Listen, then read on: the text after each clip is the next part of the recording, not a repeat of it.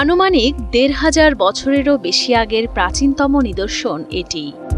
বাংলাদেশের বিখ্যাত প্রত্নতাত্ত্বিক স্থানগুলোর মধ্যে একটি হল এই ভরত রাজার দেউল বা ভরত ভায়না। এটা মূলত একটা বৌদ্ধ মন্দির ছিল, প্রায় ১৫০০ বছর আগের এই স্থাপনাটা।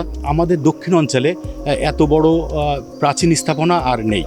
ভরত রাজার দেউল বা ভরত ভায়না নির্মাণে যে ইট ব্যবহার করা হয়েছে তার পরিমাপ ৩৬ সেন্টিমিটার, ২৬ সেন্টিমিটার ও ৬ সেন্টিমিটার। এত বড় ইট এই অঞ্চলের কোনো পুরাকীর্তিতে ব্যবহৃত হয়নি বলে জানা যায়। এটা আসলে দেখে খুবই ভালো লাগতেছে যে ১৫০০ বছর আগেও সভ্যতা কতটা উন্নত ছিল। তবে দুঃখজনক হলেও সত্য যে এটা সম্পর্কে খুব কম মানুষ জানে। আমরা নিজেরাই জানতাম না, এখানে এসে অনেকটা খুঁজে বের করে নিতে হয়েছে আমাদেরকে। এবং এমনকি এখানকার যারা স্থানীয় আছে তারাও এই সম্পর্কে খুব বেশি তথ্য দিতে পারে না। যশোরের কেশবপুর শহর থেকে ১৮ কিলোমিটার দূরে অবস্থিত এই ভরত রাজার দেউল বা ভরত ভায়না।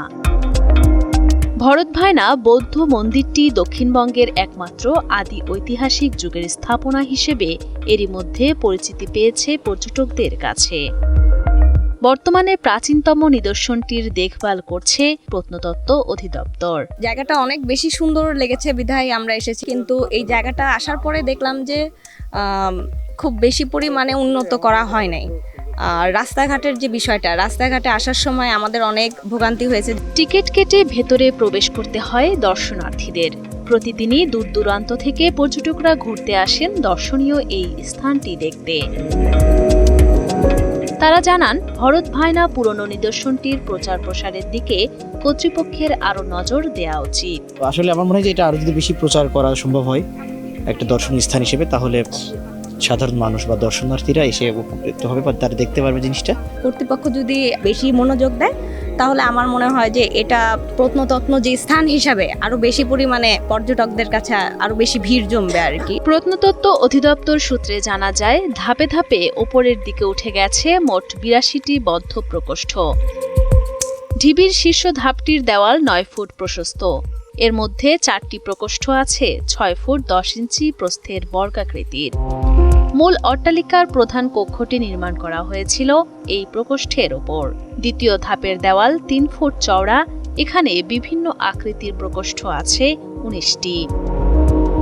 ৩ ফুট ৯ ইঞ্চি চওড়া দেওয়ালের তৃতীয় ধাপে প্রকোষ্ঠ আছে ১৮টি।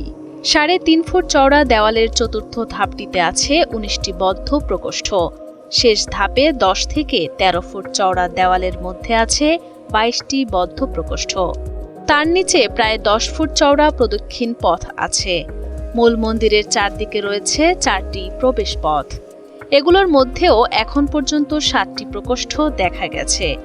গঠনশৈলী বিবেচনায় পূর্ব দিকটার এর মূল প্রবেশ পথ ছিল বলে ধারণা করা হয়।